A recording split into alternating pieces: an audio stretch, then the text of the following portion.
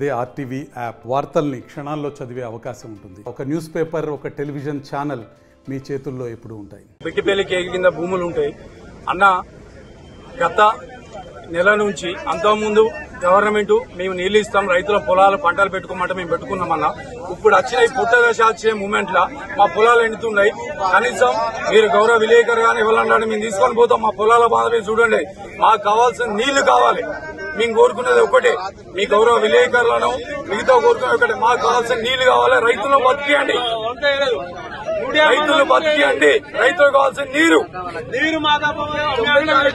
మొన్న అధికారులు చేంజ్ చెప్పిండు. మొన్న అధికారులు గౌరవ సీఐ గౌరవ ఆర్డీఓ గారు హామీ ఇచ్చిండు 9 తారీఖు నీళ్లు ఇస్తా అని చెప్పిండు. ఈ రోజు ఎంత 14 తారీఖు.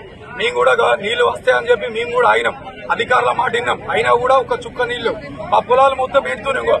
మా వరి కంకులు పట్టుకొని వచ్చినాం. చూడండి, మీరు గౌరవ ఎవరు వచ్చినా మేము తీసుకొని మా పొలాలు చూపిస్తాం. ఎన్ని ఎకరాలు పెట్టాను? నా 6 ఎకరాలు పెట్టి 6 ఎకరాలు పెట్టినాము. ఇప్పటికి ఒక 2 లక్షల రూపాయలు ఖర్చు పెట్టాము. ఇట్లా ఒక్కొక్కరు ప్రతి ఒక్క రైతులు ఒక్కొక్క 1,50,000 ఎకరాలు బట్టి ఏదో ఉన్నోళ్ళు లేనో.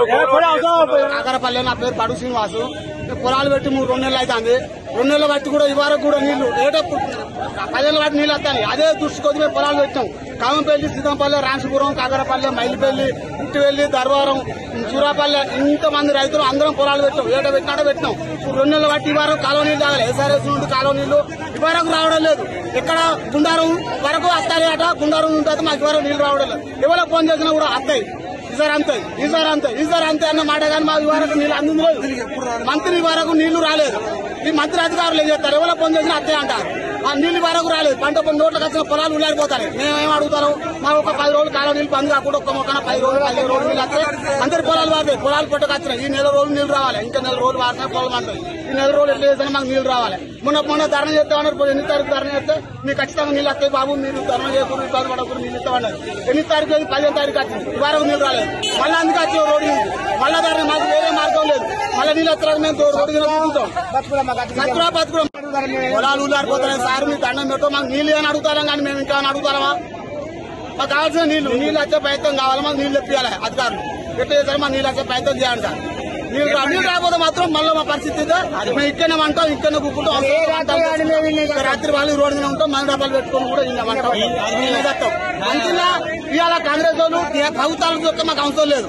టీఆర్ఎస్ వాళ్ళు కాంగ్రెస్ వాళ్ళు అంటారు, కాంగ్రెస్ వాళ్ళు టీఆర్ఎస్ వాళ్ళు అంటారు, కాళేశ్వరం అంటారు. అవన్నీ మాకు అవసరం లేదు. రైతు కాదంతా అవసరం లేదు. మాకు నీళ్లు కావాలి.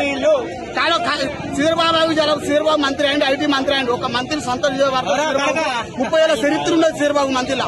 ఆయన సొంత నియోజకవర్గ పొలాలు కూడా ఇల్లారిపోయి రైతులు ఇంత ఇబ్బంది పడుతుంటే ఒక శ్రీబాబు కానీ శ్రీబాబు కానీ ఆయన కార్యకర్తలు కానీ అన్న ఈ మండలాధికారులు కానీ మేము ఉన్నాం, మా పార్టీ తరఫున మేము ఉన్నాం, మీకు నీళ్లు ఇప్పిస్తాం అని చెప్పి ఒక కార్యకర్త కూడా ఒక లీడర్ వరకు మా రైతులకు ఆమెస్తున్నాడు. రైతుల దగ్గరికి అత్తలేడు. మరి కుంటగాడికి వచ్చిన పొలగాడికి వచ్చిన లేదు. ఇంత ధనం కొట్టుకుంటాను. ఆనాడు ప్రజల ఓట్లు కావాలి, రైతుల ఓట్లు కావాలి. ఇవాళ కాంగ్రెస్ వాళ్ళు రైతుల ఓట్లు అవసరం లేదు. ఇవాళ కాంగ్రెస్ వాళ్ళు కనబడతలేదు. మేము ఉన్నామా? ఎందుకు టీఆర్ఎస్ ప్రభుత్వాలు అద్దన్నారు కదా. ఇవాళ మేము ఉన్నాం, మేము నీళ్లు తెప్పిస్తాను. ఒక 10 రోజులు నీళ్లు తెస్తే దమ్ములే కాంగ్రెస్ ప్రభుత్వం దగ్గర. మరిన్ని వీడియోస్ కోసం ఛానల్ ని సబ్స్క్రైబ్ చేయండి. లేటెస్ట్ అప్డేట్స్ కోసం వాట్సాప్ ఛానల్ ని ఫాలో చేయండి.